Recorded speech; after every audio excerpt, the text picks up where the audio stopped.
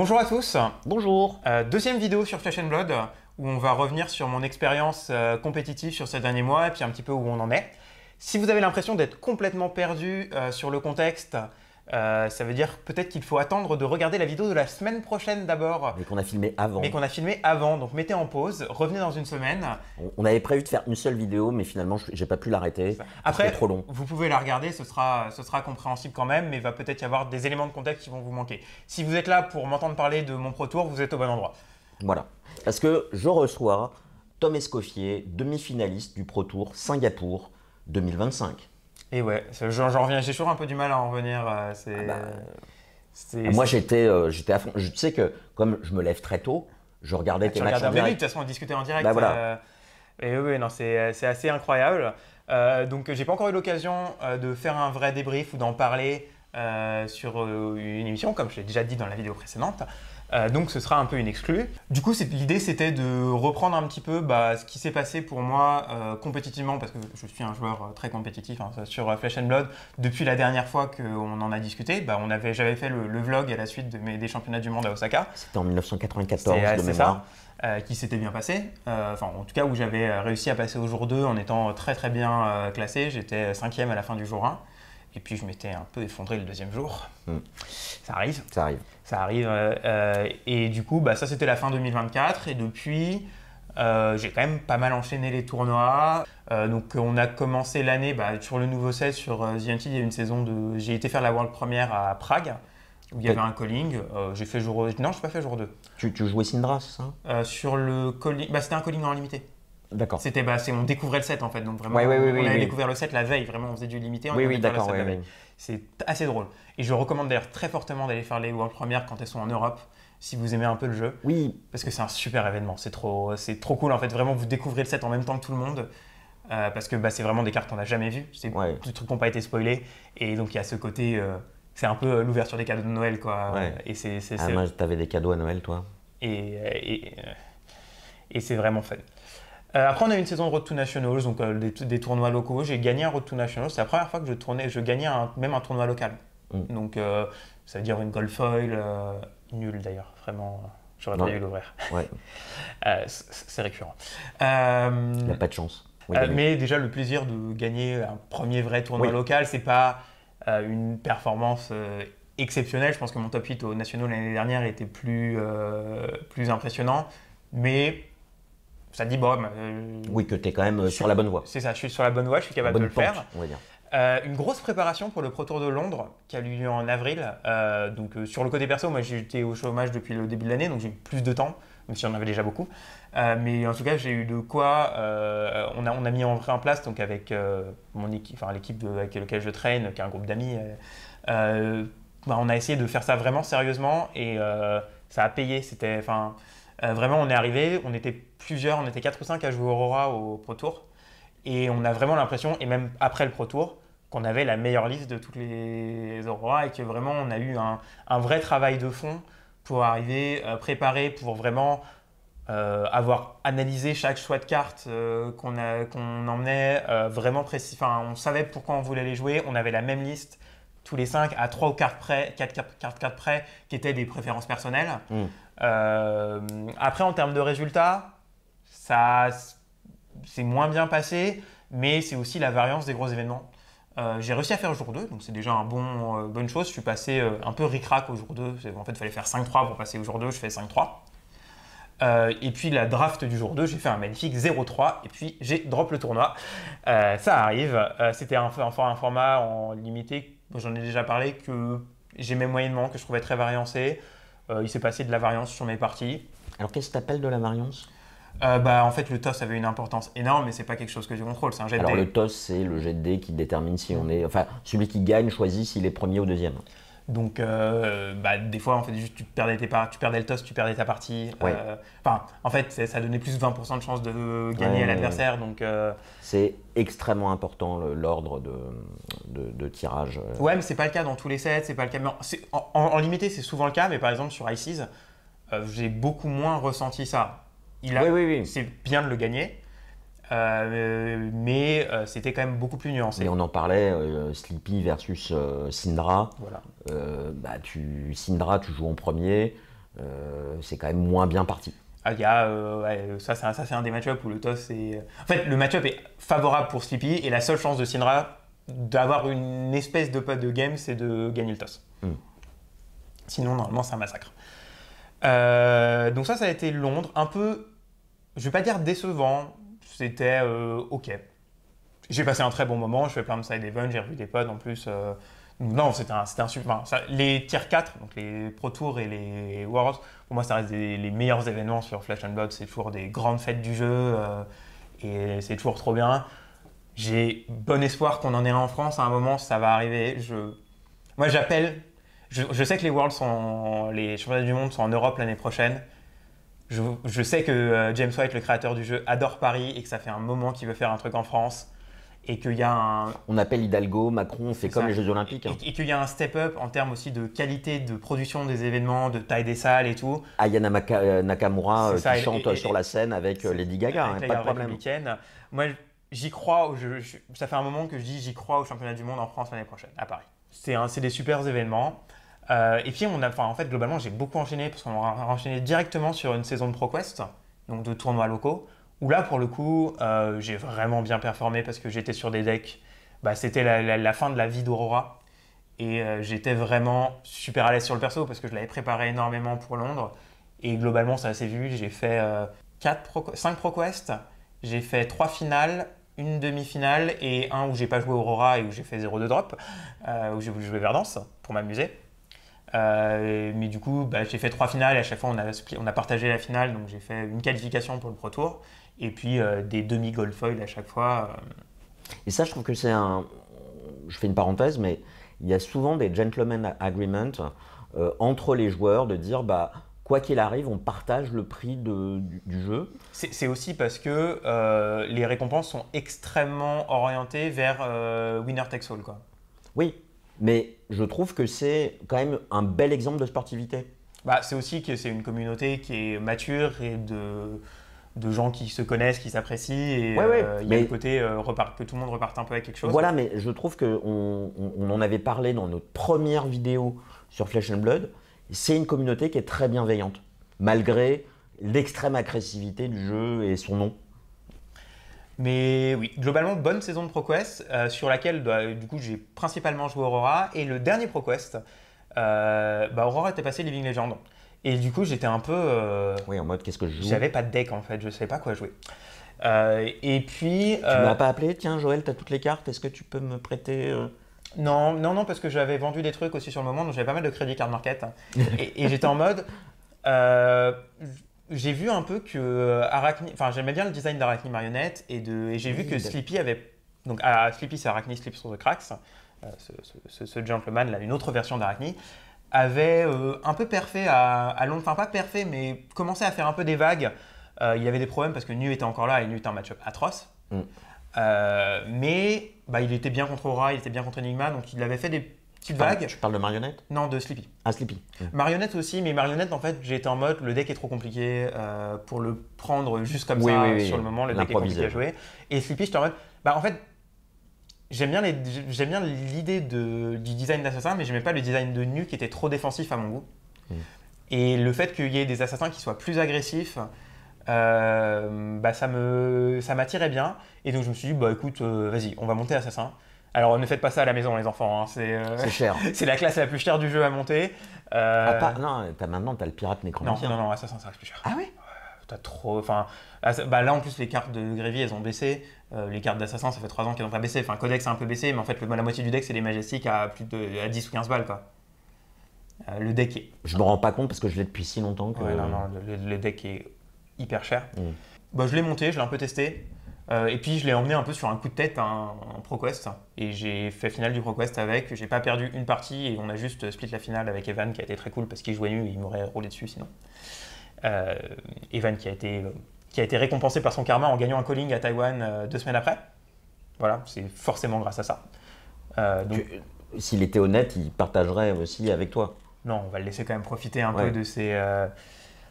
De toute façon, il a déjà tout réinvesti dans des gold foil et dans un Gravy Bones full pimpé, full Marvel.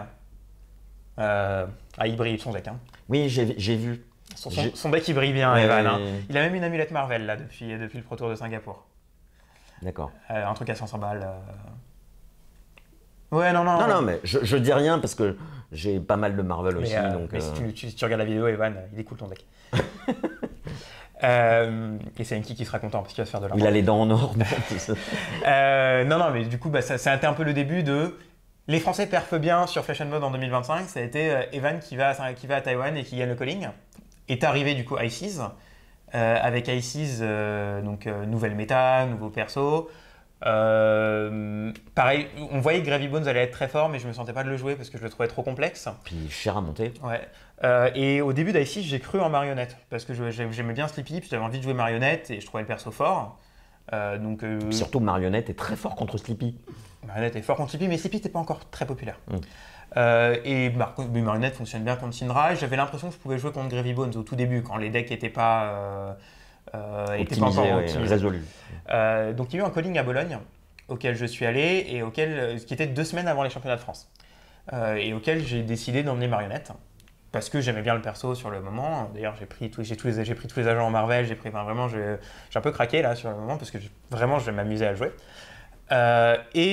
C'était un peu un réveil un peu difficile le calling parce que ça s'est pas bien passé. J'ai commencé en 1-2 mon calling, donc je savais que c'était quasiment mort pour faire jour 2, voire même 1-3 en fait, et donc du coup c'était mort pour faire jour 2.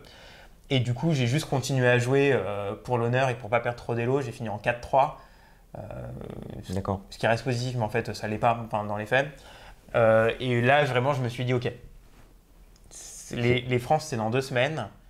C'est pas Marionnette qu'il faut jouer. C'est pas Marionnette, je vais me planter si je le joue. Et pourquoi alors qu'est-ce qui s'est passé? Mal positionné dans la méta. Trop compliqué contre Gravy Bones. Pas assez d'attaque contre lui pour te débarrasser de tes Ouais, alliés.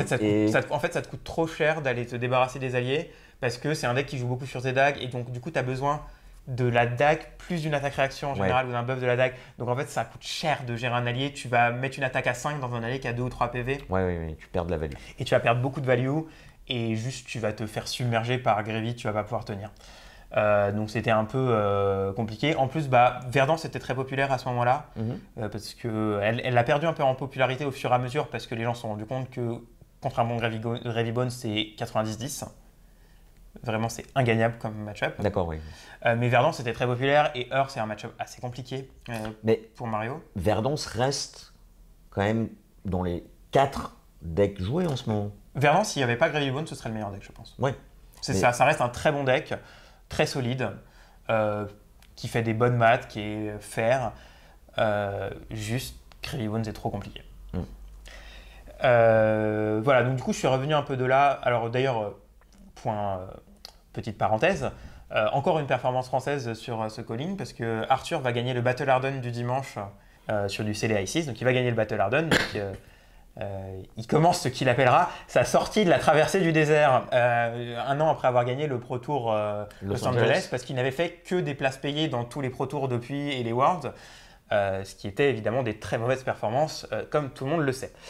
Comme je fais le débrief un peu pour les copains aussi, il va y avoir un peu plus d'ironie que d'habitude dans cette vidéo. C'est des messages personnels. Il va y avoir des messages personnels qui vont passer à droite à gauche. Donc il gagne le Battle Harden en finale contre Tigran d'ailleurs, donc un Mangover, le champion suisse, qui sont arrivés tous les deux en finale. Première game compétitif dans un top 8 qui s'est fini sur une égalité et qui a donc dû être départagé au point de vie. Parce qu'ils avaient plus de cartes dans leur deck et plus moyen de prendre d'action. C'est marrant. Et donc du coup, c'est celui qui a eu le plus de points de vie qui a gagné. D'accord. À ce moment-là. Donc on arrive à 2 semaines des nationaux et là c'est le moment où tout le monde commence un peu à les tester dans son coin parce que même si on a une équipe de test, ça reste, on va s'affronter entre nous nationaux.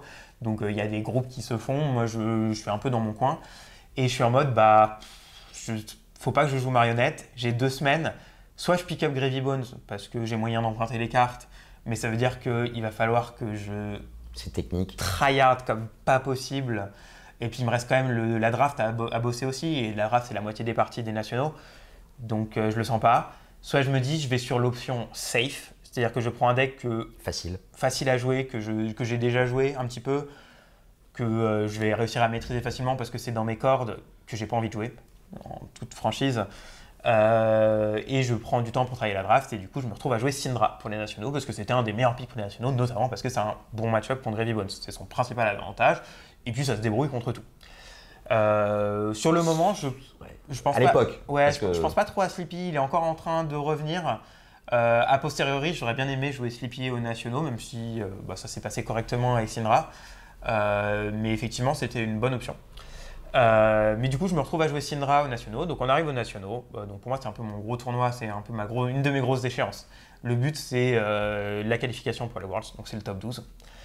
Donc, les nationaux, c'est 3 rounds de CC le jour 1, puis 2 drafts. Donc, 6 rounds de draft, 2 fois 3 rounds de draft, et 3 rounds de CC le jour 2. Globalement, j'ai fait 2-1, 2-1, 2-1, 2-1, 2-1. Non, en vrai, c'est pas vrai, parce qu'en draft, j'ai fait 3-0 et 1-2. 3-0 sur la première draft, 1-2 sur la deuxième. Donc en CC, globalement, ça se passe, je joue Syndra, il y a des games plus compliqués que d'autres. Et là, contre Sleepy, ça se passe comment? J'ai affronté un Sleepy en première ronde que j'ai battu, mais parce qu'il n'est pas bien sorti et que j'ai gagné le toss. Ouais, okay. Ce qu'on avait dit il y a quelques minutes. Et après, j'ai perdu contre une Azalea en stream qui m'a mis 6 raids in the ledger dans la game. Merci, heureusement qu'elle est LL maintenant parce que c'était insupportable. Ouais, c'est vraiment une partie où je ne pouvais rien faire. C'est chiant. Surtout en tant que Syndra. C'était un match-up équilibré, mais vraiment, quand ça se passe comme ça... Oui, il n'y a pas de regret, quoi. Il n'y a pas de regret, il n'y a rien à faire. J'ai gagné contre Dorentea après, contre une Dorentea qui était très techée contre moi, mais je n'ai pas trouvé ça trop difficile comme partie. J'ai dû bien sortir. Il n'a pas vu ses power cards, il a eu des mains toutes rouges à un moment qui me permet de reprendre la tempo. La draft sur Ices, globalement, j'avais... La stratégie générale, c'est d'essayer de rester open. Donc, quand on draft, c'est de ne pas commencer la draft en disant je vais jouer tel perso. J'avais identifié quand même un certain nombre de cartes génériques ou pirates qui étaient particulièrement importantes à avoir, c'est-à-dire tous les extenders. Donc, toutes les cartes qui vont avoir du go again naturel, il y en a pas mal dans le set qui ont tendance à avoir des rates, enfin des rates de cartes de CC. Parce qu'en fait, on va avoir Scarce Oscar dans le set, il y a Ravnus Rabble dans le set. Qui sont des 0 pour 4 Gogen globalement. Donc il y a des 2 pour 6 il y a des accès à des 2 pour 6 Gogen assez faciles. Donc il y a moyen de faire des tours assez dévastateurs et surtout c'est un set où on peut assez facilement pitch-chacker un énorme tour sur la fin de partie en accumulant des golds. Si vous êtes perdu, regardez la vidéo de la semaine prochaine, on en parle un peu plus. Donc je savais qu'il y avait ça et puis ensuite j'avais quand même le sentiment et je savais que Gravy Bones était plus fort que les 2 autres héros en limité aussi. En CL, c'était le cas, et en draft, j'avais quand même l'impression que c'était le cas aussi. Donc, j'avais pour objectif de me dire si j'ai moyen de faire en sorte de jouer Gravy Bones, donc d'envoyer des signaux forts que je joue Gravy Bones, je le ferai. Même si ça veut dire passer sur des cartes génériques de niveau à peu près équivalent. En gros, c'était mon plan de jeu en y arrivant. C'était, si je peux jouer Gravy Bones, je joue Gravy Bones. Sinon, j'essaye de jouer Marlin. Et si vraiment on me passe un alignement des étoiles parfait, je jouerai Puffin, mais si je veux vraiment éviter parce que je trouve que c'est le perso qui a le plus besoin de cartes synergistiques dans son deck. Et en fait, Puffin, c'est jouable quasiment que si tu es tout seul à la table ou s'il n'y a que 2 Puffins à la table de 8. Donc vraiment, je voulais éviter d'être Puffin. Donc premier draft des nationaux. C'est exactement ce que je fais. Je vois des alliés assez tôt dans la draft, je les prends. Je prends mes cartes Gravy Bones. Au final, on se retrouve à 3 Gravy Bones à la table, je crois. Oui, ce qui n'est pas beaucoup. Ce qui est normal. Non, c'était 3 Gravy Bones, il y avait 4 Marlin et une Puffin, je crois, à cette table-là. Donc il n'y avait qu'une seule Puffin. Et même en n'ayant qu'une seule Puffin, elle n'a pas fait 3-0. Et du coup, je fais 2-1. Non, je fais 3-0 à cette draft parce que j'ai un bon deck Gravy Bones. Et juste, je joue bien mes parties et ça passe. Deuxième draft, même plan. Mais ça se passe un peu moins bien, donc là je ferai que 1-2 parce que j'ai affronté des decks vraiment salés en face. Salé, pirate, voilà. mer, on est dans le thème. J'ai pas osé faire le rapprochement. Et puis lendemain en CC, pareil 2-1 et résultat des courses, je me finis 14e. Ah Quand la qualification pour le top 12, pour les Worlds elle est au top 12 et que le top 8 c'est le top 8, il y a un peu pas des regrets parce qu'en fait j'ai pas la sensation d'avoir des regrets, plus en fait si j'avais eu un peu plus de réussite sur la façon dont les rounds se font, ça serait mieux passé. Du coup, pour la petite anecdote qui est assez drôle, je fais un event qualifié, il y a un ProQuest qualifiant pour les Worlds juste derrière, où je finis 14e.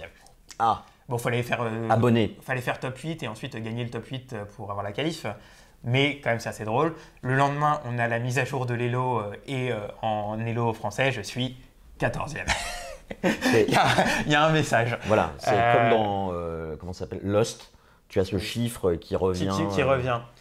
Et puis, il n'y a pas le temps de se reposer parce que 2 semaines après, je pars pour Singapour pour le retour. Voilà, Pour lequel je suis qualifié, qui est le gros événement, qui est le truc. Là, il y a. Parce que déjà, il faut aller à Singapour. Déjà, il faut aller à Singapour. C'est 1000 balles de billets aller-retour, 12 heures de vol, le décalage horaire qui va avec. Mais du coup, il y a 2 semaines pour se préparer au Pro Tour. On est 9 francophones à aller au Pro Tour. 7 Français, un Belge et Tigran, donc un Suisse. On prépare ensemble. Cool. Mais là, pour le coup, on est un peu tous sur des persos différents. Il y a 4 Gravy Bones quand même, donc il y a une majorité des gens qui vont venir Gravy Bones. C'est Evan et donc Arthur gagne les championnats de France, je n'en ai pas parlé, donc la traversée du désert, là franchement c'est bon. Là c'est l'Oasis. C'est bon, c'est bon. D'ailleurs, une semaine avant le Pro Tour, il y a un Battle Harden à Kuala Lumpur, et là c'est Evan qui gagne le Battle Harden à Kuala Lumpur, donc vraiment la domination française. Enfin, je dis ça, mais. Là, elle est. C'est pas un d'un côté qu'un Français gagne les championnats de France, jusque-là, c'est normal. Oui. Mais voilà, on est sur la bonne pente. Bonne pente. Donc, globalement, on a sur les 9, on en a 4 qui jouent Gravy Bones, dont 2 qui testent avec une team internationale, donc Evan et Arthur, et on n'a pas trop de nouvelles d'eux. Donc, il y a un peu leur cuisine de leur côté. Donc, il y a 2 personnes en vrai qui, sur la période d'entraînement qui préparent Gravy Bones entre eux. On a une Syndra, on a une Kassai, ouais, c'est Jérémy qui a joué Kassai, on a une Dashayo, et je crois que c'est tout. Et moi, du coup, je vois que Sleepy fait des bons résultats sur les nationaux. Enfin, c'est le perso qui a gagné le plus de nationaux en égalité avec Syndra. Et globalement, on commence à se dessiner une méta qu'on imagine où en gros, on a 3 persos dans les métas. Oui. Il y a Gravy Bones, Syndra et Sleepy. Et on s'imagine que pour le Pro Tour, les 3 persos vont être à peu près représentés de façon égale. Globalement, jouer un des 3 persos, ça paraît correct. Et en vrai, j'ai pas envie de jouer Syndra au Pro Tour. Donc en fait, je suis en mode Gravy Bones ou Sleepy. Gravy Bones, je suis toujours dans le même truc. C'est là, cette fois, je maîtrise la draft. En plus, j'ai beaucoup joué contre. Je peux le prendre en main. Mais il faut les cartes déjà. J'ai les cartes aussi. Enfin, c'est vraiment pas un souci. Je peux jouer le deck. J'arrive même à me faire prêter un œil d'Ophidia si j'ai besoin. J'ai pas de problème. Mais je fais quelques games à vrai niveau et je suis en mode il y a des match-ups quand même qui sont ultra. En fait, les match-ups. Très agressifs. Non, justement, les match-ups où il faut setup un peu plus, ou même contre Syndra. Enfin, en fait, il y a beaucoup de. Enfin, le deck est très complexe à jouer. À un niveau proto. Le deck est vraiment complexe à jouer.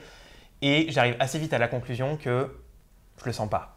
Et puis, le fait que Sleepy soit méta et que ce soit un perso que pour le coup, j'aime énormément. Ouais, il est très agréable à jouer. J'ai adoré le jouer quand je l'ai pris au début, et puis je l'ai mis un peu de côté parce que je ne pouvais pas adapter, puis je vois que ça performe sur les nationaux. Et je recommence à le pick-up. Et effectivement, je roule sur Syndra, le deck est fait pour rouler sur Syndra. Et puis, contre Gravy Bones, ça se joue. Oui, parce qu'il est quand même agressif, quoi. En fait, contre Gravy Bones, justement, le plan, c'est soit de l'agresser, soit de le fatiguer. Donc vraiment de faire en sorte que Gravy ait juste plus d'alliés dans son deck, et quand Gravy a plus d'alliés dans son deck, globalement il fait plus de dégâts. Enfin, il a ses attaques aussi, mais en fait une fois qu'on a tout épuisé, mais il faut arriver à ce point-là. Et en fait Sleepy peut, parce qu'il a sa capacité native de donner Gogen à sa première stealth, qui fait que il peut facilement envoyer une attaque dans la tête, une attaque dans un allié, voire 2 attaques dans 2 alliés s'il y a 2 alliés, sans que ça lui coûte trop de cartes. Et puis, il a beaucoup de cartes qui vont faire présenter la disruption ou même bannir des cartes du deck. Oui, et du cimetière. Et voire du cimetière. Donc, en fait, aller vraiment virer des menaces avant qu'elles soient là. Ouais. On rappelle que le nécromancien, il va récupérer ses alliés depuis son cimetière. Donc, si vous les bannissez de son cimetière, paf, l'effort qu'il a fait pour le mettre dans le cimetière pour ensuite l'invoquer, c'est pour rien. Donc, il y a peut-être un coup à faire. Puis plus je le teste, plus je suis convaincu que je commence à bidouiller un peu la liste, à faire une comparaison de toutes les listes. En gros, il y a 8 listes Gravy Bones, enfin 8 listes Sleepy qui ont gagné les championnats nationaux. Et en gros, j'ai trouvé un document, avec le comparateur de Fabrari, j'ai pris les 8 listes et j'ai fait OK, alors il y a toutes les listes jouent ça. Et il y a des listes qui jouent, il y a beaucoup de listes qui jouent telle carte. Frontal Blade dans le cas présent. Je ne vais pas rentrer dans les détails de la liste, je ferai ça à d'autres occasions. On peut même mettre le lien vers ton Ouais, il sera pas ça. ta deck tech. Oui, alors déjà, j'ai fait une deck tech sur la chaîne de Flesh and Blood, en anglais, mais qui est assez concise et qui présente le deck et les choix. Donc allez la voir. Et puis dans quelques jours, là, je compte sortir un guide écrit beaucoup plus conséquent sur vraiment comment jouer le perso et plein d'insights dessus. Donc je mettrai les liens en temps voulu. Mais du coup, j'arrive à une version de la liste qui me plaît bien, avec des petites épices personnelles, notamment en ressortant un torse Assassin d'Outsiders qui est très peu joué, qui est Redback Shroud. Alors, c'est pas de moi, hein, c'était une liste, la liste du champion japonais de Xavier McLean qui la jouait. Et j'ai vu ça, en fait, j'ai vu sa game en finale contre la Dash.io, je fais « Ah, c'est malin ». Et puis j'ai testé un peu, j'ai joué un peu contre Syndra et contre des matchups très agressifs et j'ai fait « Ah, j'aime vraiment beaucoup ». Et du coup, ça m'a fait jouer aussi 3 Spike X Blood Rock parce que du coup, il me faut des attaques réactions qui coûtent 1 dans le deck, que je jouais pas avant parce que je n'étais pas convaincu. Et puis vraiment, plus je teste, plus j'arrive à une liste qui me plaît. Et donc du coup, j'ai fait ok, c'est bon, je joue Sleepy au Pro Tour et puis advienne que pourra. Et donc du coup, il est l'heure de partir pour Singapour, 15 heures de vol, on se retrouve. Donc j'arrive le mercredi matin, alors que le Pro Tour commence le vendredi matin et que la keynote commence le jeudi soir. En plus, à cette saison, il doit faire 35 degrés, très humide. Toute l'année, vraiment, c'est infernal toute l'année. Ouais, mais là, ouais, il fait très chaud, très humide, les t-shirts, tu les changes 3 fois par jour. Ouais. En fait, tu marches pas dehors, tu nages. Ouais, c'est ça. Donc je retrouve quelques Français dès le jeudi. Vraiment, j'arrive dans leur chambre, je toque à leur chambre, ils sont en train de se réveiller parce qu'en fait, j'ai atterri à 6h du mat. Et donc du coup, j'arrive à l'hôtel, il est genre 8h, donc ils sont en train de se réveiller, je sors, et puis on va prendre le petit-déj ensemble, quoi, vraiment. Moi, j'ai pas dormi, hein. Et puis on fait une journée full visite de Singapour, on visite pas mal de quartiers, voilà. On fait du tourisme. Il y a Joyena qui a fait un vlog, j'étais avec lui donc sur sa chaîne. J'apparais un peu sur sa visite de la ville. Donc si vous voulez voir comment ça s'est passé, vous pouvez aller voir sa vidéo, elle est très cool. Puis elle retranscrit bien l'ambiance qu'il y avait pendant le Pro Tour. Et puis jeudi, on est un peu plus calme. Puis on crève de chaud aussi, donc on va se caler dans un café qu'on a repéré qui est au frais, où il y a de la place pour jouer, et on fait pas mal de games dans la journée pour se dérouiller un peu et finaliser vraiment les decklists et tout avant de partir pour la salle le jeudi soir, où on va récupérer les packages de joueurs. En gros, on va confirmer notre inscription, récupérer nos petits bracelets, notre tapis du Pro Tour, les promos, là, tout ça. Écouter la keynote de James White, et puis vite rentrer à l'hôtel après, et puis essayer de dormir tant bien que se peut pour le début du Pro Tour. On dort pas trop bien parce que la chambre de l'hôtel est ce qu'elle est. Et puis on va sur le Pro Tour, tous les déplacements on les fait en équivalent de l'Uber local parce qu'on ne veut pas risquer les transports, que ce n'est pas si cher quand on est à 4 dedans. De toute façon, tout est cher à Singapour, et le Pro Tour est à Sentosa, qui est l'île du divertissement à Singapour. En gros, c'est une petite île qui est rattachée à l'île de Singapour. C'est là où il y a Universal Studios, il y a les parcs aquatiques. Enfin, vraiment, c'est une île… Entertainment. Ouais, vraiment, c'est un peu dérangeant. Enfin, c'est un peu Disneyland, en fait. C'est vraiment Disneyland Paris, mais sur une île. Et c'est au resort un convention center, un truc comme ça. Mais en fait, la salle… Vraiment, c'est 20 milieux, pas 20 milieux sous les mers, mais c'est voyage au centre de la Terre pour y aller. Vraiment, tu prends 2 énormes escalators pour descendre. Ensuite, tu marches 200 mètres dans un couloir digne de palace, tu vois, avec moquette au sol et tout, pour arriver à la salle. La salle est incroyable, hein, vraiment, elle est gigantesque. On la voit un peu sur les vidéos. Et donc, tu es dans le… Enfin, ce que je veux dire, c'est que tu n'as pas de vue sur l'extérieur. Tu n'as pas la lumière du jour. Ouais. Mais par contre, par rapport à d'autres salles de convention qu'on a eues, c'est propre. Elle est propre, les sièges sont agréables, il y a de la moquette au sol, ce qui change énormément en termes de bruit. Enfin, l'isolation phonique de la salle, elle est nickel. Enfin, vraiment, tout est nickel. Le seul petit bémol, c'est qu'on est en Asie. Du coup, il y a la clim qui tourne à fond. Du coup, il fait 15 dans la salle. Oui, du coup, il faut ton pull, hein, vraiment, parce que sinon, tu gèles. Surtout quand tu restes assis. C'est en fait un signe de luxe là-bas. Ah bah, c'était luxueux. C'est tout ce que je peux dire. Mais en vrai, la salle était luxueuse. Même il y avait des écrans géants pour retransmettre tout. C'était vraiment. Enfin, ça fait un peu salle de convention dans laquelle Microsoft fait des présentations. D'accord. Oui. Sauf qu'on joue à des cartes. Du coup, c'est parti. On commence le Pro Tour. Et je commence en fanfare le Pro Tour. Vraiment, ma première ronde. Je m'assois. Personne qui arrive. J'attends la ronde commence. Il n'y a personne qui arrive. j'ai une photo là où j'ai mon tapis là, et puis personne en face. Et puis bah, je commence à appeler un judge, genre, je sais pas, l'adversaire. Il me dit, bah, si au bout de 10 minutes dans la ronde, il n'est pas là, bah, vous levez la main et puis on viendra et puis vous allez gagner automatiquement. Du coup, j'attends et puis je regarde quand même le chrono défiler. Hein. Je vois le chrono défiler, 50 minutes et tout. Donc plus que 5 minutes, 47, et puis je vois vraiment plus personne arriver, et puis il n'y a plus personne qui bouge dans la salle. Donc juste le mec il s'est pas pointé, tu vois, à ce niveau-là, c'est pas il est en retard. C'est bizarre parce que tu disais que tu confirmais ton inscription la veille ou 2 jours avant. Bah, peut-être que les gens qui n'avaient pas confirmé leur inscription étaient quand même inscrits par défaut, dans le cas où ce soit un avion. Tu vois, que peut-être le mec il avait un avion qui arrivait à 23h, il n'a pas pu se pointer, donc il est venu première seconde le matin et il s'est inscrit. Donc je pense qu'ils avaient quand même mis tout le monde pour la première ronde. Et donc du coup, bah, 45-01, 45-00, je lève la main, je dis judge, et j'attends qu'un judge vienne à ma table et qui constate effectivement mon adversaire n'est pas là. Du coup, il note, et il dit bah, reporte ta victoire dans l'appli. Je le fais et puis bah voilà, je me lève, je prends mes affaires et ouais, j'ai gagné ma première ronde du Pro Tour. Plus que 9. Plus que 14. Plus que 14 genoux à péter, c'est bon. Et bah, ça fait un peu bizarre parce que bon, déjà t'es content, tu te dis bah j'ai de la chance, hein, c'est un peu un signe, va falloir y aller. Mais en même temps, bah, t'as pas cette ronde de. Enfin, tu vas arriver, t'es pas chaud en fait. Ouais. Et j'arrive à trouver une Française qui est là, une judge H. Qui est là et elle a pas d'événement à ce moment-là et du coup on fait quand même une partie du coup ça se passe bien. Bah, la plupart des Français je crois gagnent leur première ronde. Alors je me rappellerai plus des résultats de tout le monde hein, sur les rondes, je me rappelle des résultats à la fin mais de comment ça se passe et du coup deuxième ronde bah, j'arrive et je me retrouve du coup premier vrai match que je joue contre un miroir. Donc un autre Sleepy. C'est un match-up que j'ai peu travaillé. Vraiment, je l'ai joué 2-3 fois, un peu au dernier moment, en mode il faudrait quand même que je prépare le miroir. Je m'attendais à ce qu'il y en ait, je m'attendais pas à ce qu'il y en ait autant, parce qu'il se trouve que Sleepy est de loin le deck le plus représenté. Ah oui, je pensais. Ah oui, d'accord. Après, on s'attendait à ce que ce soit genre Gravy, Syndra, Sleepy, à peu près à égalité, à peu près dans cet ordre.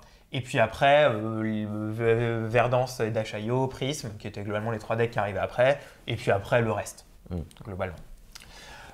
Et ben il se trouve que c'est Sleepy qui est quasiment 2 fois plus représenté. Il y a genre 78 Sleepy et ensuite il y a 45 Gravy, 45 Syndra. Donc c'est bien les 3 decks les plus représentés et les 3 decks d'après c'est bien les 3 decks. Donc l'ordre était là, mais en fait il y a eu beaucoup de gens qui se sont passés sur Sleepy au dernier moment. Justement parce qu'ils ont vu les résultats du perso, que le perso en fait était probablement le perso qui avait les match-up les plus solides et la meilleure feuille de match-up de tous les persos avec Gravy. Oui, parce que Syndra, Gravy s'annule un peu et Sleepy arrive au milieu. Mais en fait, c'est surtout Gravy était le meilleur deck, surtout a posteriori, et même moi en allant dans l'événement, je en étais persuadé. Mais c'était pas un deck facile d'accès dans tous les sens, que ce soit monétairement, que ce soit en termes de niveau de jeu à avoir. Donc en fait, tous les top joueurs étaient sur Gravy. Les top joueurs qui jouent de tout et tout. Et puis, les joueurs qui voulaient un deck un peu plus agressif ou un deck plus classique, entre guillemets, parce que jouer à un illusionniste ou un semblant d'illusionniste, c'est quand même différent de jouer à un perso classique de Flesh and Blood. Il y en avait beaucoup qui étaient passés sur Sleepy, donc en gros, les top joueurs étaient soit sur Sleepy, soit sur Gravy. Donc, premier miroir. Alors, spoiler, j'ai fait 6 miroirs dans le week-end, donc je vais pas me rappeler de comment ils se sont tous passés. Oui, et puis c'est l'idée, peut-être pas aller dans le détail. Non, mais globalement, je gagne le miroir. Ça se passe bien. Je pense que je maîtrise mieux mon deck que mon adversaire. Là, on est encore dans les rondes où on tombe, entre guillemets, un peu sur n'importe qui.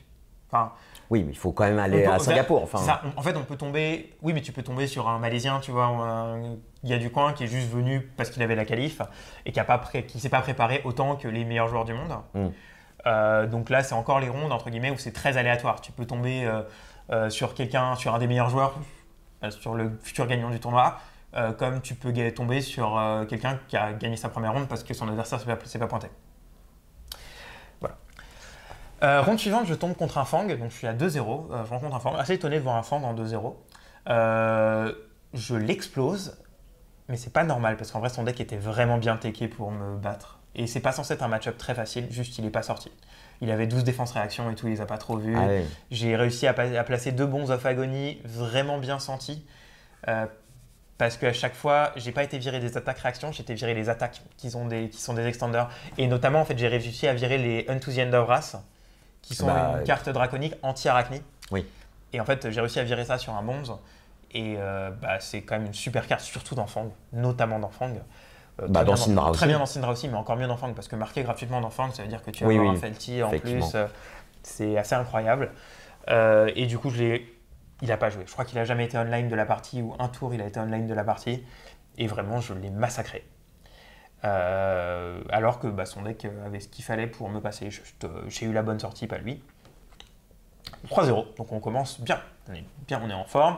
Il reste 2 rondes de CC. On va aller chercher ces 2 victoires sur les 2 rondes de CC. Ronde 4, je tombe encore contre un Sleevy. Et puis rebelote. La game se passe bien, je la gagne. Pareil, je ne reviendrai pas dans les détails de comment on joue le match-up et de comment j'ai joué le match-up parce que je ne m'en rappelle plus. Le consensus, c'était qu'il faut gagner le toss pour gagner le miroir. Ça donne un vrai avantage dans le miroir. Parce qu'on préfère être deuxième avec Sleepy parce qu'on est un deck qui veut présenter de la disruption tout en étant un deck agressif. Il se trouve que tous mes miroirs du week-end, sauf 2, je les ai gagnés en étant premier.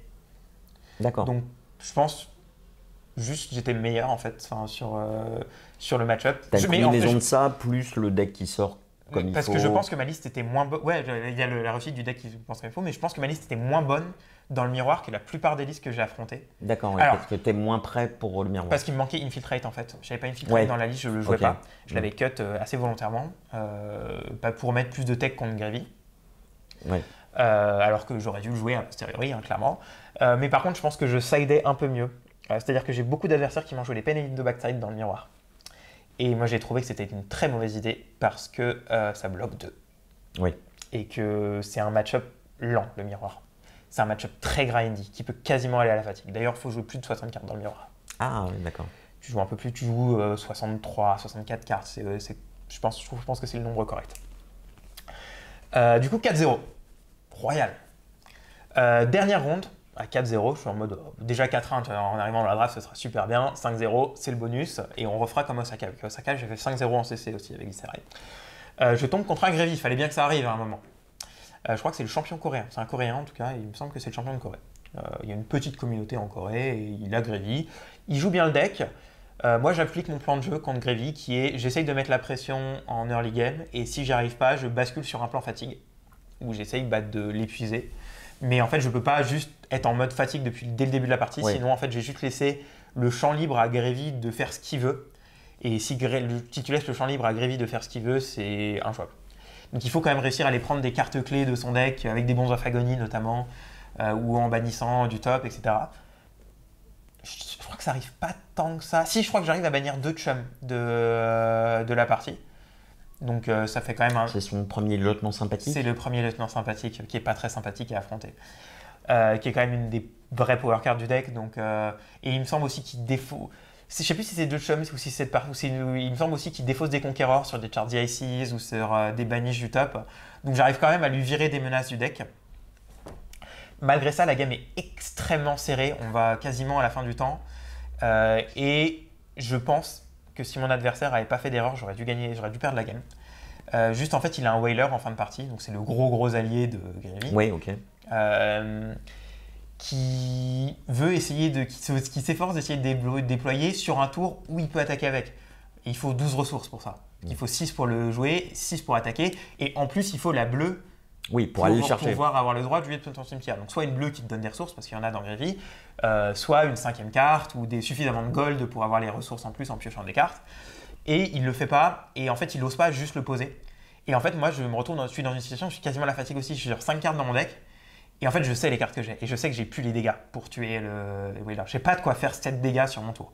J'ai de quoi lui proposer de la disruption encore et de lui prendre des cartes, mais en fait s'il fait juste, je pose whaler, passe tour, t'es mort. Je perds en fait, parce qu'il va juste attaquer au tour suivant. Moi je peux pas le clear, je peux pas le tuer parce qu'il a encore genre 15 PV, tu vois, le Grévy. Mon but c'est pas de le tuer au PV.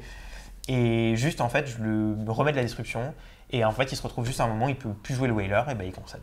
Parce qu'il a plus de dégâts dans le deck, et du coup moi il me reste une carte, ou 2, juste à faire coup de dague, et je vais tu pitches, oui. J'ai juste une carte pour le tuer. Et lui il a pas d'arme en fait. Ouais. Donc je suis en 5-0, j'aurais peut-être dû être en 4-1, mais bon bah c'est juste. Il y a eu des erreurs, c'était normal que des erreurs arrivent. Hein. À Londres, j'ai quand même. En fait, c'est a posteriori, toi de ton côté, tu vois que c'est une erreur, mais lui, il le sait peut-être pas. Tu vois, est-ce qu'il a les moyens de le savoir? C'est ça, c'est plus une erreur de plan de jeu, c'est pas une erreur de jeu. Erreur de jeu, moi j'en ai pas parlé, j'en ai fait une magnifique à Londres. j'ai perdu une partie alors que j'ai pas bloqué un létal qui était sur le terrain. Genre sans réaction et tout. En gros, je jouais contre Enigma, mais elle jouait pas Cosmo. Elle jouait Reality Refractor comme arme, qui fait qu'en fait, une fois par tour, pour 2, elle peut attaquer avec une aura pour 5. Et du coup, s'il y a des compteurs +1 +1, bah, ça fait monter dessus. Et donc en gros, on est en fin de partie, c'est super close, elle est à 1 point de vie, je l'ai vraiment roulé dessus. Et moi, je suis genre à 5, mais j'ai le contrôle. Tu vois, genre, elle a plus que 2 cartes en main et tout. Normalement, je vais réussir à la passer. Ça devrait pas poser de soucis. Et son tour, elle fait juste Spectral Manifestation, donc le truc qui fait un Spectral Shield et qui met 3 compteurs +1 +1 dessus, attaque. Du coup, je suis en mode, ça attaque à 4, je suis à 5. Je crois que je bloque 3 pour le principe. Et puis je déclare mes blocs. Tu vois. En plus, je crois. Oh non, c'est je bloque avec ma Crown of Providence. Donc en plus, je fais une action où je peux pas revenir sur mes blocs après parce que je fais l'effet de la Crown. J'ai une information en plus. Et parce que je le fais un peu vite et qu'il a pas mis le token sur la valeur de l'attaque et tout, c'est un peu limite, mais c'est pas non plus choquant. Et puis il a pas annoncé en fait la valeur de l'attaque. Je lui dis, j'attaque. Et puis il dit, bah du coup, tu prends 5. Enfin, j'avais bloqué 3, j'ai bloqué la Crown et la tunique, je crois. Il fait, du coup, tu prends 5. Je fais. Ah oh merde, c'est pas Cosmo, c'est Reality Refractor. Et du coup, l'attaque, elle vient pour 8 et j'étais à 5 PV. Et du coup, je suis mort. Oui, là, c'est. Et j'ai eu l'air très con et je m'en suis voulu. Parce que vraiment, c'est une erreur stupide. Oui. Et donc là, j'étais vraiment en mode, on fait attention dès le début. Pareil, j'avais fait une erreur un peu stupide à Bologne. Donc là, 5-0. Pas d'erreur de ma part. Bon, il y a eu un no-show, c'est bien. Mais on est bien, on est royal. Du coup, ouais, on arrive à la draft. Deuxième table de draft, on est quelques-uns à 5-0, quelques-uns à 4-1. J'arrive avec le même plan de jeu qu'aux nationaux, je reste ouvert, mais si je peux jouer Gravy Bones, je joue Gravy Bones. C'est exactement ce qui se passe. Globalement, j'ai un début de draft qui est monstrueux. Je mets 4 ou 5 premiers picks, c'est des génériques super fortes. Et puis je vois des cartes Gravy dont je passe. Je vois quand même que Gravy est très contesté. Je suis en train de me dire, on doit être au moins 3. Puis j'ai du mal à avoir mes bleus quand même. Il faut quand même pas mal de bleus pour jouer Gravy en limité. Donc plus la draft va, plus je suis en mode, j'ai un bon deck Gravy, mais on doit être 3, voire peut-être 4 Gravy, mais ça m'étonnerait qu'on soit 4 Gravy à la table, parce que j'ai quand même un deck Gravy, il me manque juste 1 ou 2 bleus pour être parfaitement satisfait, mais je me dis, bah, j'ai un bon deck. Mais je me rends compte en fait qu'à la table, on est effectivement 4 Gravy, ce qui me choque un peu vu la qualité que j'estime de mon deck. Il y a aussi 3 Puffins, ce qui est incompréhensible, parce que normalement c'est pas censé arriver, surtout à ce niveau-là des tables d'un Pro Tour. Donc du coup, elles ont des decks médiocres. Et il y a une seule Marlene qui se balade, et donc je me dis, elle doit avoir un deck monstrueux. Première ronde, je tag une Puffin. Non, je tag un miroir de Gravy en première ronde. J'ai clairement un meilleur deck. Ça se voit. Donc je le gagne. Je sais plus si je le gagne face. Je crois que la game est un peu serrée, mais j'ai juste plus d'alliés, j'ai juste un meilleur deck, plus d'extenders. Je transpire pas trop. Quoi. Juste j'y vais j'applique le plan de jeu et ça se passe bien. Deuxième ronde, je tombe contre une Puffin. Je crois que je la 20-0. Il me semble. Je l'explose. Vraiment, elle n'a pas joué de la partie. Peut-être pas le 20-0, mais tu vois, vraiment, j'ai jamais été en. Trop zéro. J'ai été en plein contrôle de la game de A à Z. Globalement, dès les 2-3 premiers tours, je suis en mode, je sais que je vais gagner cette game, j'ai juste à bien jouer, bien préparer ma pitch stack, accumuler mes golds, j'arrive à ma pitch stack, je l'explose avec un tour à 20. Quoi. Le classique des games de Gravy en limité quand ça se passe bien, quoi, quand tu arrives à avoir plein de gold, tu fais ta vie, tu lui roules dessus. La finale, du coup, je tombe contre la Solo Marlene.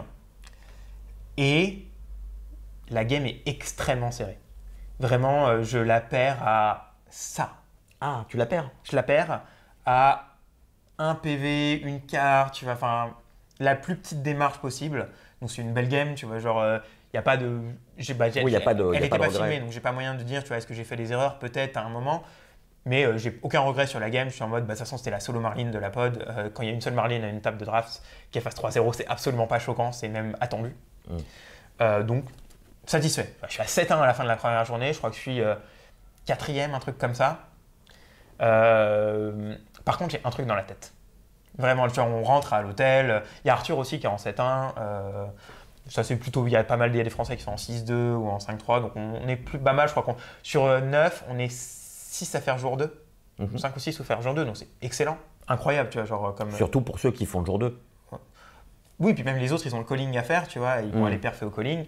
Mais on sent que, tu vois, on est dans un bon état. Puis forcément, il y en a pour laquelle la réussite ne va pas être là, tu vois. Genre, malheureusement, en fait, sur ces événements, il y a des jours où c'est pas ton jour et tu peux être le meilleur joueur du monde, c'est pas ton jour. Mais moi, du coup, en tête, bah, j'ai Osaka qui traîne dans ma tête. j'étais dans la même situation à Osaka au jour 1. Et donc du coup, je suis en mode, Ça va te porter la peau. faut pas répéter. Et en fait, même plus qu'Osaka, même quand je jouais aux jeux de figurines avant, même sur d'autres événements, je sais que j'ai toujours ce côté, le jour 1 en général, je suis toujours ultra performant sur les jours 1. Et ça se relâche au jour 2. Très souvent sur le jour 2, ça marche pas. C'est quoi, c'est excès de confiance? En fait, je sais pas si c'est du stress, de l'excès de confiance, de juste le niveau de jeu il augmente. Ouais. Forcément, parce que tu vas tomber contre des gens qui sont aussi très en réussite. Mais j'ai un peu ce truc à chaque fois. Osaka, vraiment, j'étais 5e des rondes à la fin du jour 1, j'étais en 7-1. J'ai fini en 9-5, en 9-6, j'ai fait 2-5 le jour 2. Et j'ai raté les plages payées alors qu'il fallait faire top 64 pour être payé. Et Enki, qui est un autre Français qui est avec nous, dont on va reparler forcément, a fait exactement la même chose à Londres. À Londres, il était à 7-1 fin du jour 1, il a fait 9-6 jour 2, pareil, il a raté les places payées. Et donc, Enki, il est bien aussi, il est en 6-2, là, il est sur sa remontée. Et donc, on est tous un peu en mode, vas-y, il faut gérer le jour 2. Je dors pas très bien la nuit du jour 1 au jour 2. Je crois que personne ne dort bien d'ailleurs dans la chambre cette nuit-là. Ça n'a rien à voir avec la clim ce coup-ci. Aussi. Oui, mais un peu. Mais en plus, il y a un facteur aggravant. Il y a un facteur de pas la pression, mais l'excitation, tu vois aussi un peu. De te dire, c'est le moment, ça va jouer, tu vois. Genre, puis j'ai déjà été dans la situation et je sais que c'est cool. Et du coup, j'arrive jour 2, je me retrouve en première. Du coup, on recommence par une draft et je me retrouve à la première table. Donc, c'est la table qui est streamée. Donc, c'est la table où les parties seront streamées et où il y a la POV d'un joueur, le point de vue d'un joueur qui va être streamé. C'est pas le mien, c'est celui de Yuki Liebender, qui est une des meilleures joueuses du monde. Il est où le Yuki? Une des super joueuses. Et, oui, j'ai vu, oui. Et je me retrouve à la... Elle a joué à la drafté Gravy. Oui. Et je l'ai affrontée d'ailleurs. Et je me retrouve à la même table qu'Arthur aussi.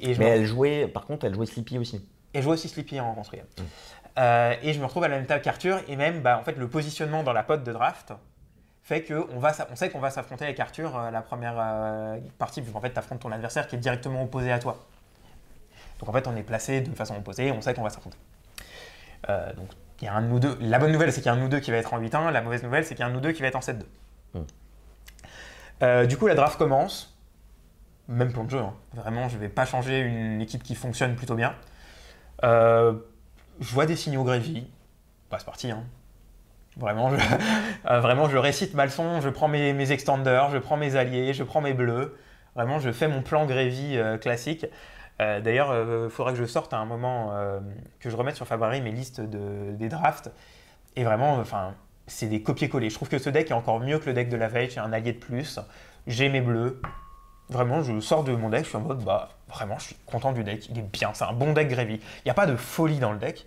Il n'y a pas de Majestic super fort. J'ai pas de Rigor Mortis, qui est le meilleur allié, la meilleure alliée commune, le meilleur allié de Gravy, même en CC d'ailleurs. Mais qui est dans l'Armory deck. Non, mais c'est une commune. Il est aussi, mais c'est une commune qui est ici. C'est une commune vraiment. Mais j'ai un bon deck Gravy. J'ai mes 6 alliés, j'ai mes extenders, j'ai mes équipements. Je suis en mode, allez, on y va. Et du coup, on se retrouve sur une répartition de la pod. On a 3 Gravy, Yuki, Arthur et moi. Avec Yuki qui a un deck Gravy que je trouve incroyable. Pas incroyable. Non, je suis pas du tout fan de la façon dont elle a drafté, dont elle a fait sa draft. Mais après, elle avait aussi sa façon de voir le set et tout. Elle lui avait réussi jusque-là. Donc, je critique pas non plus, mais je trouve qu'elle a pas beaucoup d'alliés et tout. Et qu'elle a pas beaucoup d'extenders. Et il y a 3 Puffins, encore une fois. Je ne comprends pas. On est en première table, mais c'était pareil à Osaka. Il y en avait 4 Verdance à la table. Ça veut dire que peut-être les gens travaillent moins le draft que toi. Alors, il y a des gens qui travaillent moins la draft. Et il y a aussi un côté... des fois, tu arrives en mode Puffin, c'est le perso qui est le moins attendu. Donc, du coup, je suis pas trop à l'aise. Du coup, je vais jouer ça parce que y a plus de chances que ce soit ouvert et qu'on me le passe. Ok. Et du coup, 2 marines. Du coup, je me retrouve contre Arthur et je ne sais pas comment je gagne cette game. Vraiment. Du coup, je gagne contre Arthur, c'est ultra serré. Et Arthur a un deck de psychopathe. Donc meilleur que le tien. Un deck Gravy de psychopathe. Il a 2 Rigor Mortis, il a un Chum, il a Charge the Ices, il a des barques. Vraiment, son deck est incroyable. On finit la game, en fait, forcément, il est un peu triste de perdre. Je lui dis, t'inquiète, tu vas faire 2-1 avec ce deck. T'as aucune chance de ne pas faire 2-1 avec ce deck. Je ne sais pas comment j'ai gagné la partie. Ce qui montre aussi que mon deck est bien.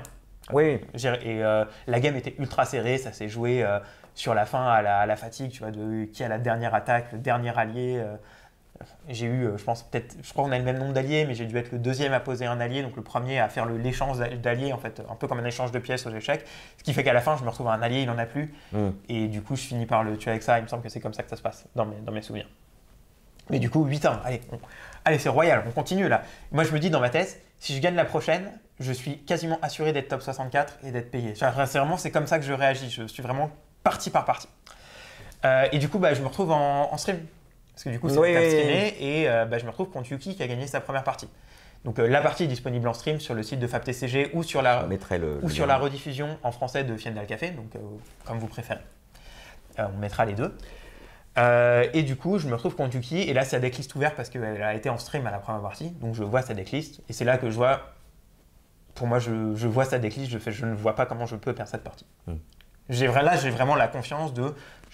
J'ai suffisamment joué le limité et le match-up. Je pense que mon deck est 100 fois plus fort et que normalement, sauf accident, parce que on peut mal sortir, hein, c'est possible.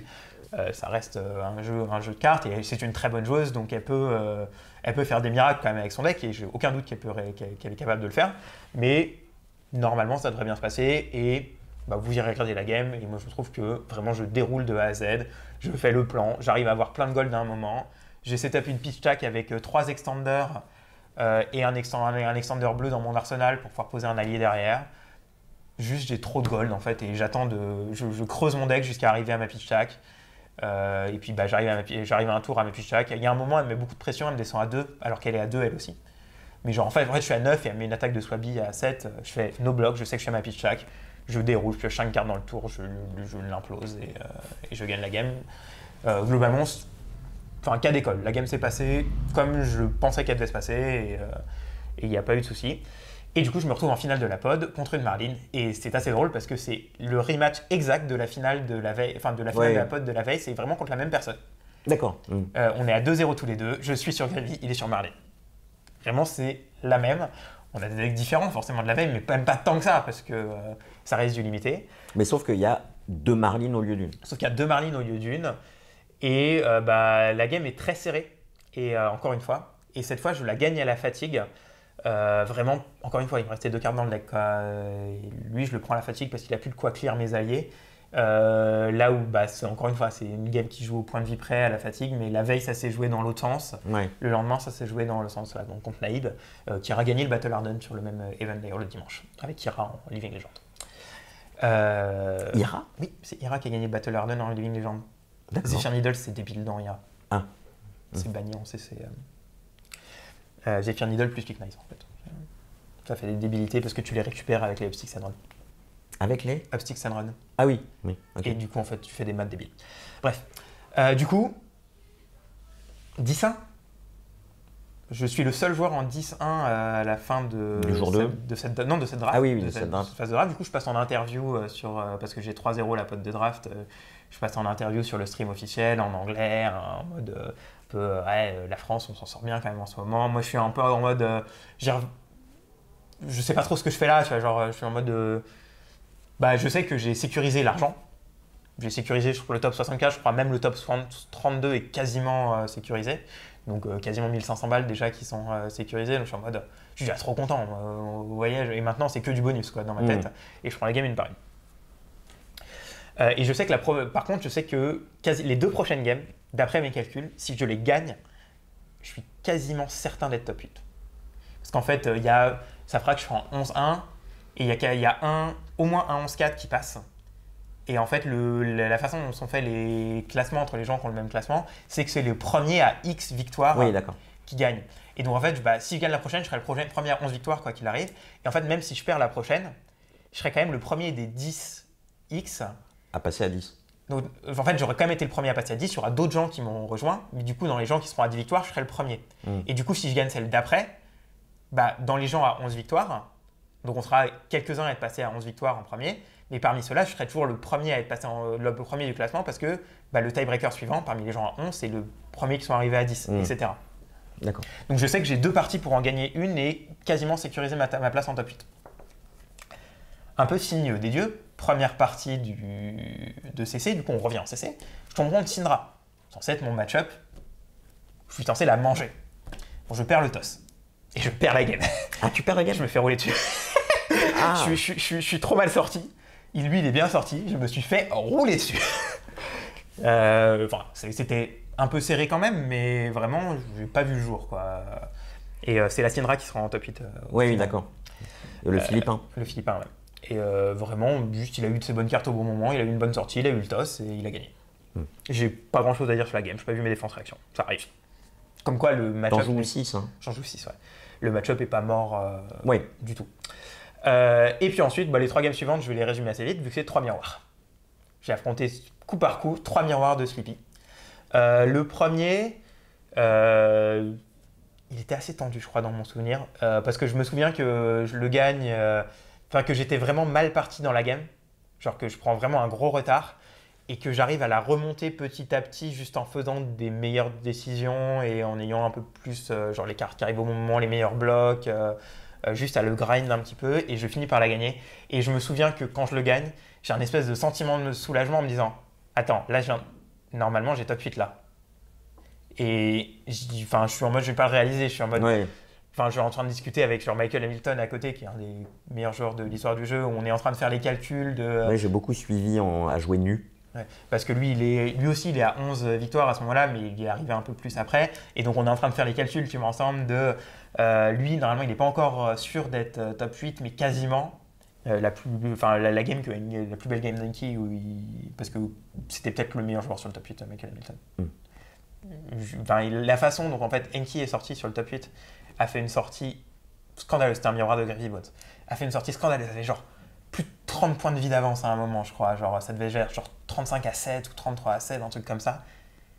Et Hamilton a réussi à revenir petit à petit. Vraiment. C'est un jeu de patience. Hein. Il a fait de la magie, en fait. Oui, c'est tant que t'es pas mort, t'es pas mort. Et la game s'est retrouvée dans un state où elle était ultra serrée. Et Enki a réussi à la prendre. Il a super bien joué, hein, il n'y a pas à dire.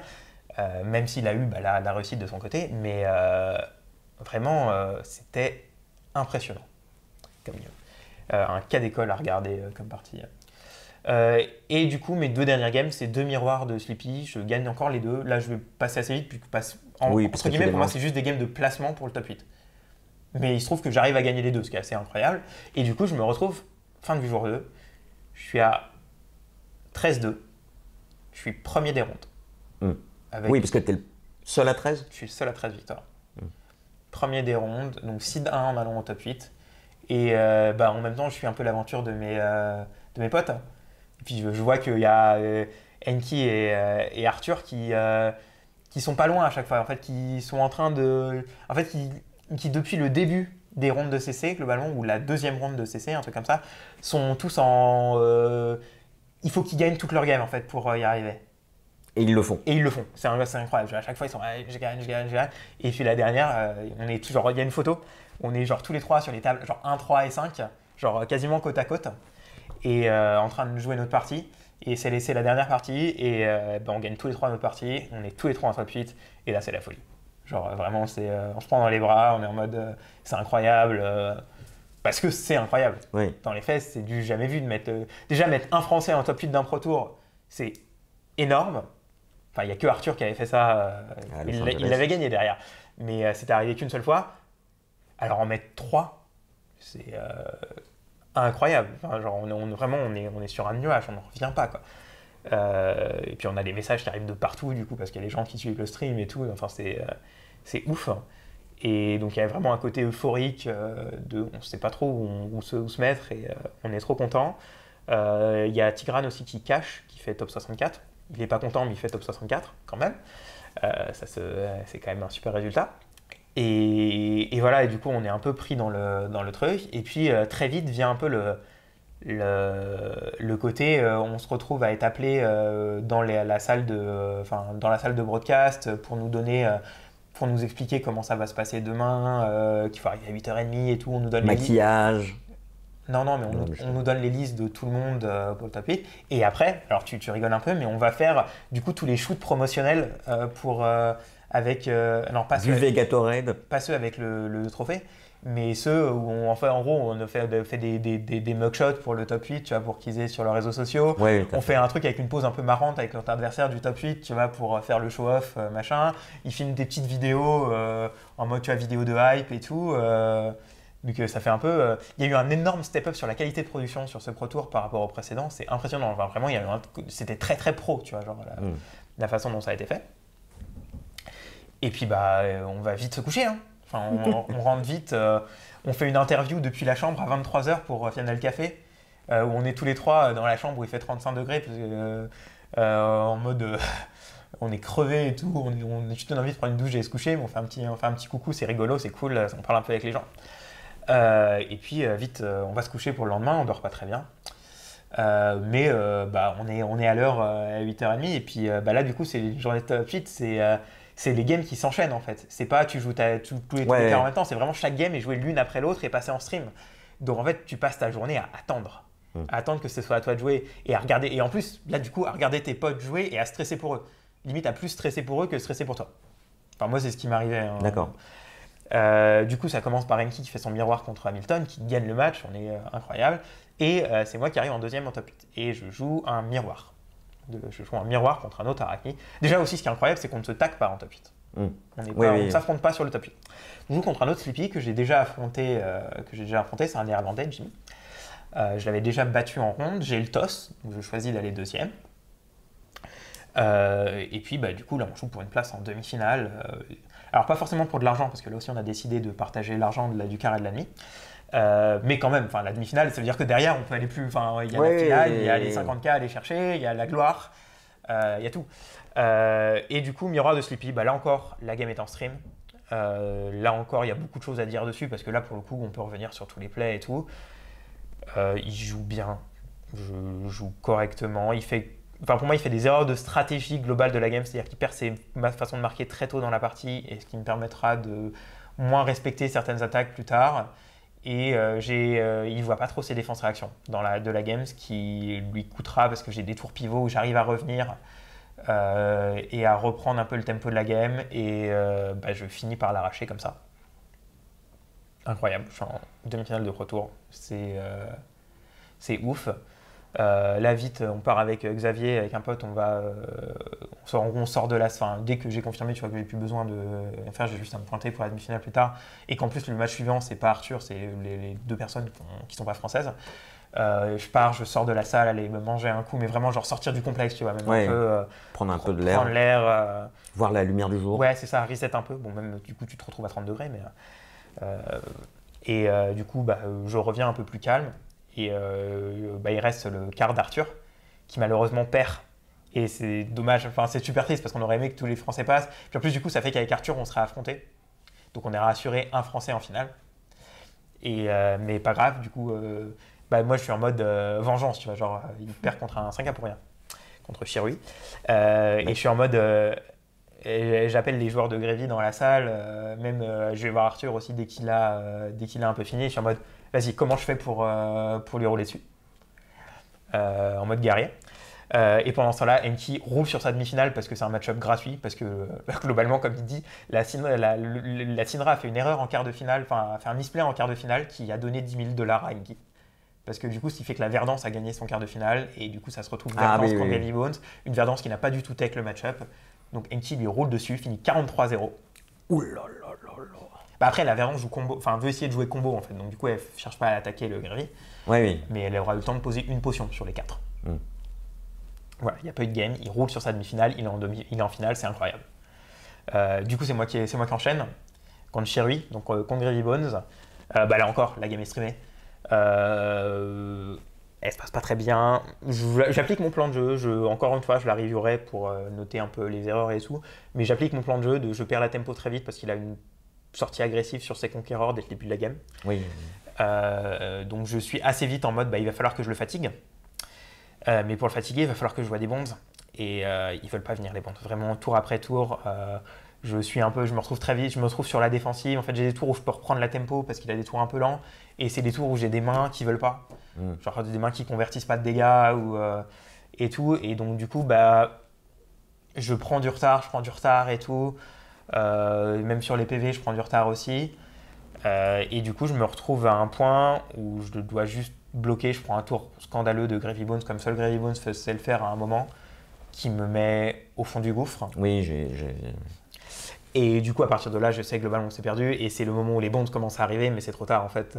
C'est vraiment littéralement les dernières cartes du deck. Et du coup, je perds. J'ai pas de regret, déjà, je suis giga content d'arriver là. Il mérite complètement sa victoire. Shirui, il a super bien joué. Et en finale, il jouera super bien contre Enki pour Donc, gagner. il s'appelle Shirui Wu. On va l'appeler Shiryu. Ouais, Shirui. C'est un Singapourien. Donc en plus, il y a le côté giga cool de le local de l'étape. Il y avait une ambiance incroyable. Tous les Singapouriens qui ont explosé, qui criaient son nom quand il a gagné. Donc du coup, spoiler, il ira gagner la finale contre Enki derrière. Game serré aussi, assez ouf. Et voilà, du coup, défaite aventure qui s'arrête en demi-finale, mais aventure qui va jusqu'en demi-finale, c'est incroyable. Oui, je vais pas dire que ça change une vie, mais ça c'est une expérience marquante. C'est une expérience marquante, et puis surtout, ça te fait te poser des questions sur qu'est-ce que tu fais maintenant, en fait. Oui. Ça commence un peu à ouvrir des portes ou à entrouvrir des opportunités qui n'étaient peut-être pas là avant. Coca-Cola, Gatorade le contacter, pas vraiment, mais Nike. De faire du contenu, déjà c'est une somme d'argent non négligeable. C'est plus en comptant le split, c'est plus de c'est entre 6 et 7 000 euros avec la Gold Foil en plus. C'est une qualification pour le prochain Pro Tour à Yokohama l'année prochaine qui est déjà acquis, j'ai pas besoin d'aller la chercher. C'est une 3e place à l'Elo mondial. Parce que l'Elo est extrêmement volatile, surtout sur ces gros events. Donc en fait, globalement, Shirui est premier, Enki est 2e, je suis 3e. Je suis devant l'autre demi-finaliste parce que j'étais premier des ronds. Du coup, j'ai eu plus de victoires, plus d'Elo. Du coup, ça fait que j'ai une qualification pour les championnats du monde que j'avais raté les nationaux à l'Elo. Tant que j'ai suffisamment d'Elo au moment où ce sera ouvert, où les inscriptions seront figées. Donc ça fait que si je ne fais pas de gros events dans le mois ou le mois et demi qui suit, globalement, j'ai ma qualification et je vais à Philadelphie, donc je vais aller à Philadelphie pour les championnats du monde. Et puis voilà, puis ça fait, ça fait passer, ça fait bizarre. Genre, je me suis pointé dans des stores dans des boutiques à Singapour après être revenu. J'ai fait une semaine à Bali derrière en vacances, et ça faisait bizarre parce que les gens savaient qui j'étais en fait. C'est la définition de la célébrité. Alors ça va pas durer parce qu'en général sur un Pro Tour, on se rappelle surtout du finaliste et du gagnant, éventuellement du finaliste. Mais déjà, rien qu'à cette échelle, c'est ouf. Et puis, c'est une aventure qui marque. Et puis là, je suis revenu en France il y a quelques jours. Et donc, il y a un peu le côté où... il est invité sur tous les plateaux. C'est ça, je m'auto-invite sur le plateau, c'est bien. Je fais le montage quand même. C'est vrai. Ça va être long. Ça va être long. Il y a pas tant de cuts à faire que ça, mais il y a un peu d'incrustation. Incrustation, puis... Ouais, et puis j'ai beaucoup parlé, je me suis fait plaisir. C'est mon débrief. Je lui ai dit en off, tu rentres peut-être un peu trop dans les détails. Il me dit, écoute, je me fais plaisir. C'est ça, et j'ai répondu, écoute, c'est mon débrief, je le ferai qu'une fois de cette longueur. Voilà. Pour ceux qui sont encore là, bravo. C'est ça. Je sais qu'il y a des gens qui veulent aussi le voir, ce débrief, qui a déjà fait le sien. Et voilà, c'est aussi raconter un peu une aventure. Il y a une part d'entraînement. Oui, ça paye quoi. Il y a une part, c'est ça, d'entraînement qui paye et tout. Je peux difficilement dire, après avoir gagné 6 fois le miroir, que j'étais pas le mieux préparé, tu vois, sur le deck, sur le tournoi quasiment. Quoi. En tout cas, au moins dans le miroir. Je suis arrivé, j'étais prêt et ça a payé. Et après, sur ce genre de tournoi, il y a toujours une part de réussite. Mais en fait, ce qui compte, c'est arriver à saisir la réussite au vol quand elle est là, à avoir la préparation qu'il faut pour quand les étoiles s'alignent, savoir savoir les exploiter. Et c'est pas dit que je refasse aussi bien dans un autre event de ce type-là dans le futur, mais j'espère en gagner un, j'espère refaire aussi bien, j'espère refaire des top 8. Mais si c'est pas le cas, je m'en rappellerai quand même toujours que c'est quand même un truc assez ouf. Que dire de plus? Remercier tous les gens qui ont été là derrière nous, derrière les Français pendant tout le week-end, parce que c'était assez ouf d'avoir des messages de soutien à des heures indues pour la France, ou même pour les gens quand ils ont regardé les rediffs et tout. Ça faisait giga plaisir. C'est trop bien. Et même à la fin, on était sur la beach party à la fin, là, le dimanche soir. Toute une histoire, ça, je ne vais pas revenir dessus. Ça restera pour les gens qui savent. Ce qui se passe à Singapour reste à Singapour. Là, t'as pas idée. Mais voilà, c'était trop bien. Et puis, faites des events. C'est un peu le mot de la fin, c'est faites des events, c'est trop bien. Vraiment, la communauté, même à l'international, est adorable. Et puis, tant qu'à être un PEL, autant être un PEL de billets d'avion, quoi. Pardon. Tant qu'à être un PEL dans Flesh and Blood, de dépenser, autant y être un PEL et 2 billets d'avion, quoi. PEL. Ah, PEL, parce que moi j'étais sur Paris et Ludique. Non, c'est bien aussi, allez à Paris Ludique. Non, c'est le PEL, ton plan épargne logement. C'est ça, autant avoir une épargne dans Flesh and Blood, peut y avoir un billet d'avion en plus, quoi. Oui. Ce sera mes derniers mots. Eh bien, écoutez, merci d'avoir écouté jusqu'à la fin.